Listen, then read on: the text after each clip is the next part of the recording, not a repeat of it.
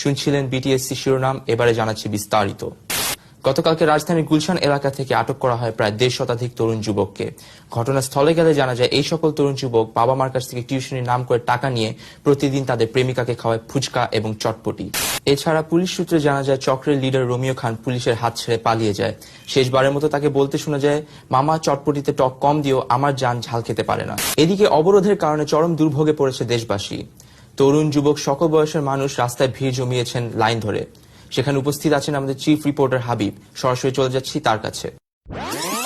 জি সালমান, আপনি যেটা দেখতে পাচ্ছেন, আমরা রাজধানীর একটা রাস্তায় দাঁড়িয়ে আছি এবং আমার পিছনে কিছু সাধারণ জনগণ দাঁড়িয়ে আছেন। তারা কেন দাঁড়িয়েছেন সেটা আমরা জানি না, এখন এই মুহূর্তে তাদের কাছ থেকে আমরা জানবো সেটা। জি, আপনার অনুভূতি কি? আমার সুন্দর একটা ডিউটি এর জন্য দাঁড়াই। আচ্ছা, আপনার অনুভূতি কি? মনে করেন খুশির ঠেলায় আমি এখানে দাঁড়িয়ে আছি। খুশি ঠেলা দাঁড়িয়েছে। জি, আপনার অনুভূতি কি? আমার এখানে খুব ভালো লাগতেছে, তাই এখানে আমি দাঁড়িয়ে আছি। আপনার খুব ভালো লাগছে। আচ্ছা জি, আপনার অনুভূতি কি? আকাশটা খুবই ভালো, আমি সেই জন্য খুশি ছিলাম এখানে। আপনি আকাশ দেখতেছেন, আপনার আকাশ খুব ভালো লাগছে। জি সালমান, সো আমরা যেটা বুঝলাম যে আমাদের দেশে কষ্টের অভাব নেই, কিন্তু খুশির ঠেলার অভাব নেই। সবাই এখানে খুশির ঠেলা দাঁড়িয়েছে। অন্যদিকে ম্যাক্সিমাস ফোন ব্যবহার না করায় বেদম প্রহার করা হয় 3 যুবককে।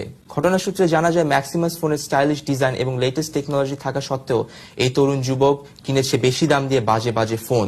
এতে ক্ষুব্ধ হয়ে যায় এলাকাবাসী এবং তাদেরকে বেদম প্রহার করা শুরু করে।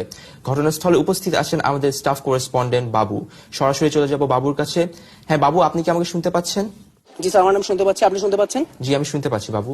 সালমান, আপনি কি পরিষ্কার শুনতে পাচ্ছেন? হ্যাঁ ভাই, আমি শুনতে পাচ্ছি, আপনি বলেন। আলহামদুলিল্লাহ, ম্যাক্সিমাস মোবাইল থেকে ফোন দিয়েছি বলে হয়তো সুন্দর শুনতে পাচ্ছেন। সালমান, আমি এই মুহূর্তে রাজধানীর একটি ব্যস্ত মোড়ে অবস্থান করছি। আপনি দেখতে পাচ্ছেন আমার পিছনে সেই 3 যুবকের একজন বসে আছেন যারা এরকম বোকামিপূর্ণ একটা কাজ করেছেন।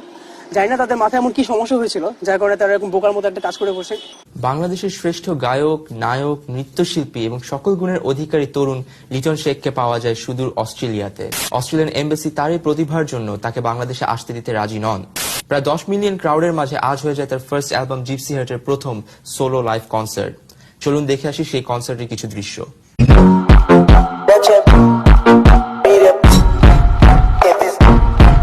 দেখছিলেন ম্যাক্সিমাস নিবেদিত দুপুরের আফটারনুন সংবাদ। বিদায় নিচ্ছি আমি সালমান মুক্তাদির। গুড আফটারনুন থেকে।